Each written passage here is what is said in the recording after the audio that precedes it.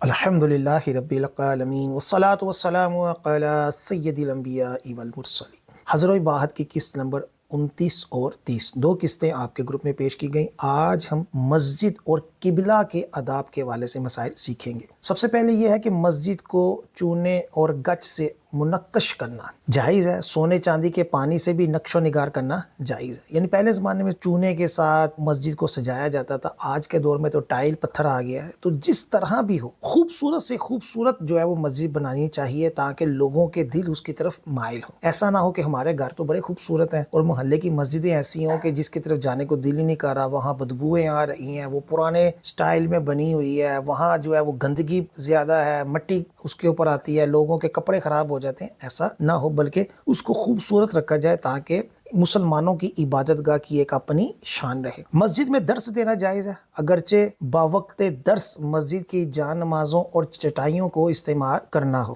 مسجد میں کھانا کھانا اور سونا معتکف کو جائز ہے۔ جو اعتکاف والا ہے وہ سو سکتا ہے اور وہ کھانا کھا سکتا ہے، غیر معتکف کے لیے یہ دونوں چیزیں کیا ہے، یہ مکروہ ہے۔ ہمارے یہاں کئی مرتبہ جو مسجد میں محافل کا کھانا کھلا دیا جاتا ہے، اگرچہ جائز ہے لیکن اس کے اندر مسجد کا پھر جو ہے وہ ادب نہیں ہوتا، شور بھی ہوتا ہے، پھر گندگی آتی ہے، پھر اس کی سمیل جو ہوتی ہے وہ مسجد میں پھیل جاتی ہے۔ تو اعتکاف والوں کے لیے بھی ایسی جگہ رکھی جائے جہاں مسجد کے اندر اس کی کھانے کی خوشبو نہ پھیلے، اسی طرح مسجد گندی نہ ہو، آلودہ نہ ہو۔ اور اس کے علاوہ جو کئی شادی بیاہ کے کھانے ہیں، اس کا مسجد کے اندر رواج نہیں ہے، نہ ہی اس کی اجازت ہے۔ البتہ اگر کوئی محفل ہے اور وہاں کھانا تھوڑا بہت کھول دیا ہے، اعتکاف اگر نہیں ہے تو اعتکاف کی نیت کر لیں، لیکن جسٹ کھانے کے لیے نہ کریں بلکہ پہلے اللہ کا ذکر کریں، اس کے بعد کھانا درست ہوگا، ورنہ بغیر اعتکاف کی نیت میں مسجد کے اندر کھانا یہ شرعاً درست نہیں ہے۔ اگر افطاری کا وقت ہو، جیسے اجتماعی افطاری ہوتی ہے، تو اس میں بھی یہی ہے کہ مسجد کا تقدس بھی رکھا جائے اور سب اعتکاف کی نیت کریں۔ مسجد کو راستہ بنانا جو ہے، اس کے حوالے سے بڑے اہم مسائل ہیں کہ مسجد کو راستہ بنایا جائے۔ مثلا مسجد کے 2 دروازے ہیں اور اس کو کہیں جانا ہے، وہ ایک دروازے سے اندر آئے اور دوسرے دروازے سے باہر نکل جائے،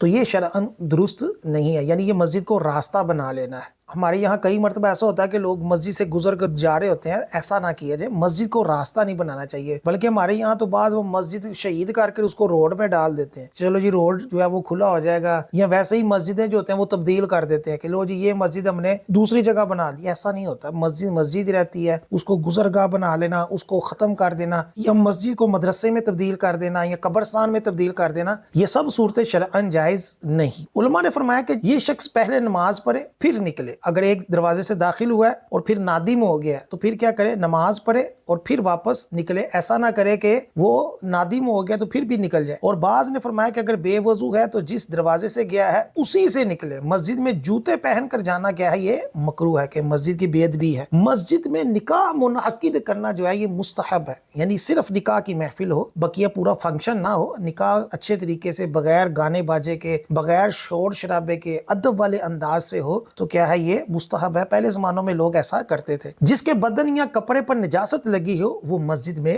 نہ آئے، یعنی مسجد میں گندگی لے کر آنا یا کوئی ایسا کپڑا پہننا جس سے بدبو آ رہی ہو، یا کچا پیاز یا لہسن یا اس طرح کی کوئی چیز کھا کر آنا کہ جس سے منہ میں بدبو آ رہی ہو، تو یہ سب صورتیں کیا ہے، یہ شرعاً جائز نہیں۔ اسی طرح سگریٹ پی کے فوراً مسجد میں آ جانا جبکہ منہ میں بدبو ہو، یہ بھی شرعاً جائز نہیں ہے کہ مسجد کو بدبو سے پاک رکھنے کی احادیث کے اندر تلقین کی گئی ہے۔ تو ہر وہ چیز جو مسجد کے اندر بدبو لائے یا مسجد کے اندر گندگی لائے یا مسجد کے اندر نجاست جو ہے وہ لے کر جانا، یہ کیا ہے، یہ مسجد کے ادب کے منافی ہے۔ مسجد میں ان آداب کا لحاظ رکھے، جب مسجد میں داخل ہو تو سلام کرے، بشرط یہ کہ لوگ وہاں کوئی ذکر اللہ میں مشغول نہ ہو یا کوئی نماز وغیرہ میں مشغول نہ ہو یا کوئی درس نہ ہو رہا ہو۔ کئیوں کی عادت ہوتی ہے، امام صاحب جمعے کا خطبہ دے رہے ہیں تو آ کر سلام کر دیتے ہیں، اسی طرح کوئی درس دے رہا ہے تو درس کے دوران ہی آ کر جو ہے وہ سلام کر دیتے ہیں، وہ سارا ڈسٹربنس پیدا کر دیتے ہیں۔ تو ایسا نہ کرے، خاموشی سے بیٹھ جائے۔ وقت مکروہ نہ ہو تو 2 رکعت تحیۃ المسجد ادا کرے، یعنی جس طرح تحیۃ الوضو کے 2 رکعت ہیں، اسی طرح مسجد کے اندر انٹری کے بھی 2 رکعت نفل ہیں جو کہ مستحب ہے۔ اگر وہ 2 رکعت نہیں پڑھتا ہے، ڈائریکٹ آ کر سنتیں بھی پڑھ لیتا ہے، تو اس کے اندر تحیۃ المسجد بھی ادا ہو جاتے ہیں۔ مسجد میں خرید و فروخت نہ کرے، کئی لوگ مسجد کے اندر ہی اسٹال لگا کر بیٹھ جاتے ہیں۔ اسی طرح ننگی تلوار مسجد میں نہ لے جائے، یعنی کسی کے زخمی ہونے کا اندیشہ ہے۔ ہمارے یہاں فی زمانہ تلوار تو نہیں ہے لیکن کوئی پستول پستول یا کوئی ایسی چیز نہ لے جائے کہ جس سے کسی کو نقصان ہونے کا خطرہ ہو۔ گمی ہوئی چیز مسجد میں نہ ڈھونڈے، یہ بڑا اہم مسئلہ ہے۔ ہمارے یہاں کئی مرتبہ لوگ جو ہوتے ہیں کوئی اپنی چیز گم جائے تو وہ مسجد میں اعلان کر رہے ہوتے ہیں۔ ہاں ایک اعلان ہوتا ہے کہ جو انفرادی ہے یا جس کا عرف ہے، جیسے کہ کوئی سب کا بھلا ہو رہا ہے تو اس کا اعلان کر دیا جائے، یا کسی کا بچہ گم جائے تو اس کا اعلان ہوتا ہے، لیکن یہ اعلان بھی فنائی مسجد میں کیے جائیں، عین مسجد میں یہ اعلانات نہ کیے جائیں، یا خارج مسجد ہو یا فنائی مسجد ہو۔ ذکر کے سوا آواز بلند نہ کریں، یعنی آہستہ بولے، دنیا کی باتیں نہ کریں کہ مسجد میں دنیاوی باتیں کرنا نیکیوں کو کھا جاتا ہے۔ لوگوں کی گردنیں نہ پھلانگے، یعنی پیچھے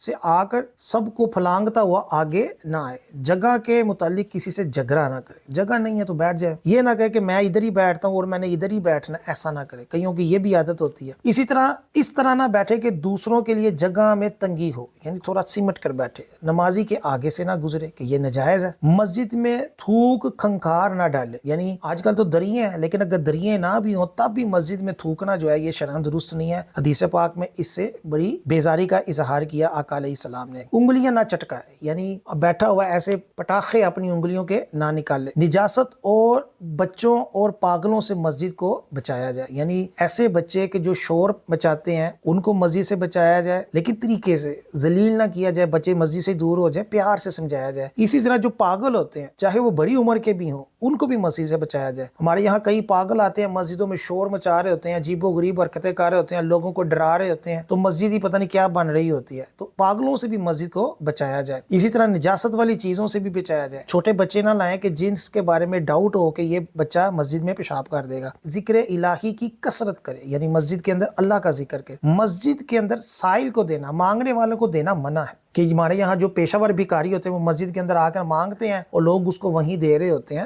تو اس کا اپنی ذات کے لیے سوال کرنا بھی جائز نہیں اور اس کو دینا بھی شرعاً درست نہیں۔ ویسے بھی پیشہ ور بھکاریوں کو نہیں دینا چاہیے کہ یہ اسی طرح دیہاری لگاتے ہیں، جو اگر مستحق بھی ہے تو امام اگر اس کے بارے میں لوگوں کو ترغیب دے دے تو وہ اچھی بات ہے، وہ خود اپنی ذات کے لیے سوال نہیں کر سکتا۔ مسجد کی چھت کے اوپر بلا وجہ چڑھنا یہ مکروہ ہے کہ یہ بے ادبی ہے۔ ہاں اگر صفیں بن گئیں جمعے کے عید میں تو وہ حرج نہیں، لیکن بلا وجہ چھت کے اوپر چڑھنا کیا ہے، یہ بے ادبی ہے۔ اسی طرح قبلے کی طرف پاؤں کرنا یہ بھی بے ادبی ہے، اور قبلے کی طرف منہ یا پیٹھ کر کر پیشاب کرنا جو ہے یہ کیا ہے، یہ مکروہ تحریمی ہے اور یہ گناہ ہے۔ ہمارے یہاں کئی گھر ایسے ہوتے ہیں کہ ہم جب خریدتے ہیں یا بناتے ہیں تو ہم توجہ نہیں کرتے، تو اس کا جو WC ہوتا ہے وہ یا قبلے کی طرف ہو جاتا ہے یا اس کی پیٹھ قبلے کی طرف ہو جاتی ہے، تو یہ دونوں صورتیں جائز نہیں ہیں، قبلے کی طرف منہ بھی جائز نہیں، پیٹھ بھی جائز نہیں۔ اگر ایسا ہو گیا تو اس کو چینج کروا لیں، کوئی اتنا مسئلہ نہیں ہے، اللہ کی رضا کے لیے کریں گے، گناہ سے بچیں گے تو اللہ تعالیٰ اس سے زیادہ عطا فرمائے گا۔ تو قبلے کا بھی ادب ہے، قبلے کی طرف منہ کر کے تھوکا نہ جائے، قبلے کی طرف پاؤں نہ کیے جائیں، قبلے کی طرف پیشاب نہ کیا جائے۔ اسی طرح مسجد کے آداب آج ہم نے سیکھے، اللہ تعالیٰ عمل کی توفیق عطا